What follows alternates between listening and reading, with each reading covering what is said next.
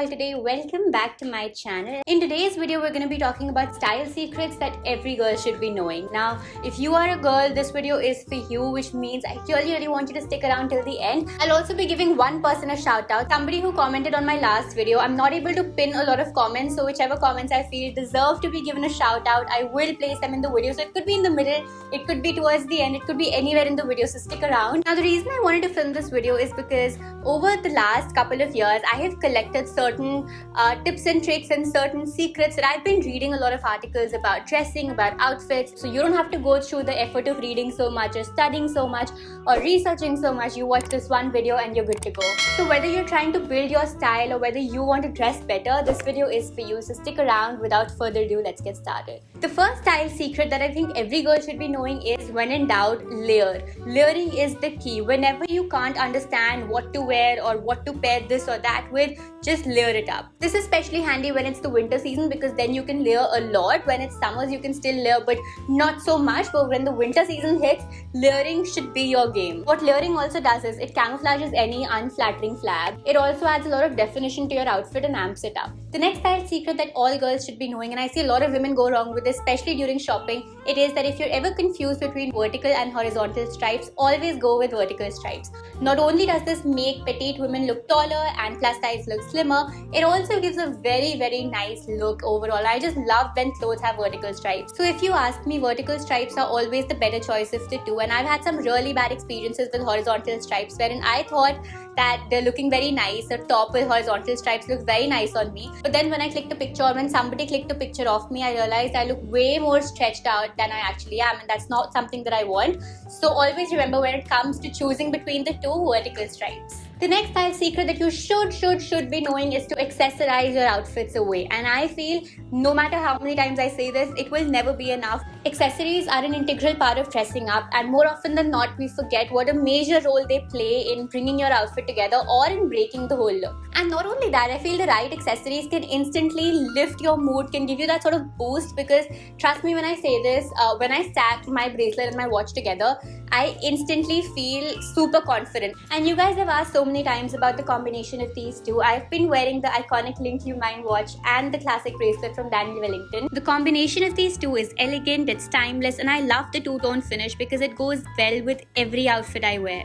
The whole idea is to invest in pieces that you can wear casually, that you can wear to parties, that you can wear to office, so you're not restricted and they go well with whatever outfit you wear. I'll leave a link to both of these down in the description box below. Now, Daniel Wellington also has a wide range of watches, with some watches even having the interchangeable strap feature. You can use the code mentioned right here on the screen and get yourself a 15% off as well. Believe me when I say this, accessorizing is all about self-expression, and for me it's all about elegance and grace. The next style secret that I really want you to know, because I see so many women go wrong with this, is don't mix too many colors or prints. Colorful florals with a plain skirt or plain trousers, or a printed dress with minimal accessories, simple accessories and shoes, they're good, right? But there's a way to mix and match everything so that it doesn't end up looking too loud. If you don't want to mess up, the trick is, for every loud print or color, go sober with another print or color. When you talk to someone, when you go up to someone, you don't want your outfit to be overpowering. The focus of attention should still be you, and your outfit should complement the whole look. It shouldn't take away the focus from you to 20 prints just stuck together, clashing with each other. Alright, now it's time for today's shout out. Today's shout out goes to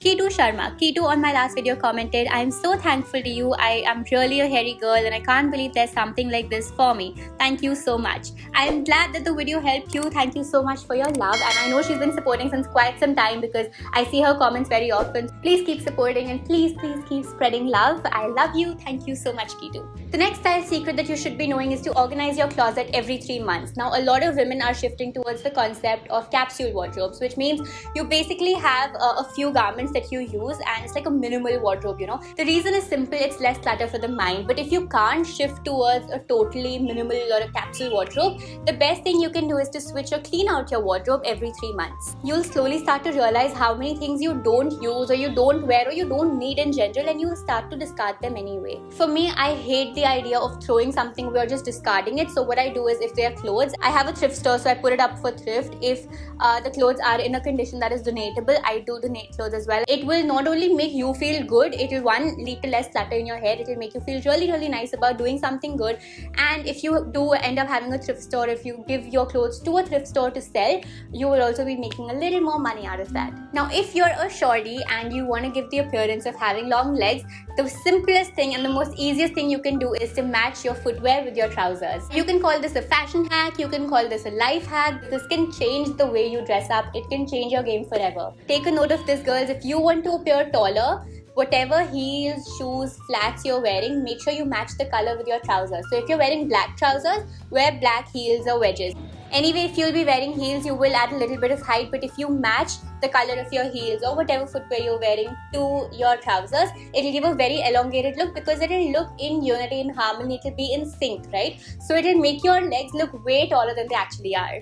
Alright, the next style secret that you should be knowing is to balance out loose with tight. Now again, something I've seen a lot of people mess up with. If you're wearing tight jeans, make sure you wear a loose top. If you're wearing a loose top or a baggy fit, make sure you wear jeggings or jeans or something, leggings for example. I'll give you a very easy example to understand this. Whenever I wear Indian wear, for example, especially because I have a pear-shaped body type, I like to wear salwars that are loose, right? They're baggy. So I like to wear salwars and I like to wear a tight kurti with that. So that not only brings proportion, it also makes me look very stylish. Basically, know how to balance loose with tight and it'll go a long way. The last and the final style secret that you should be knowing is to know when to cinch the waist and when not to cinch the waist. Knowing when to do this and when not to do this is so crucial, because this can again make or break your outfit. Say for example, you have a loose flowy dress and you cinch the waist. That will make it look so much nicer, because again, it's an A-line dress, it's flowy from the bottom, it's tight from the top, the whole silhouette looks lovely. Now instead of that, if you're wearing something like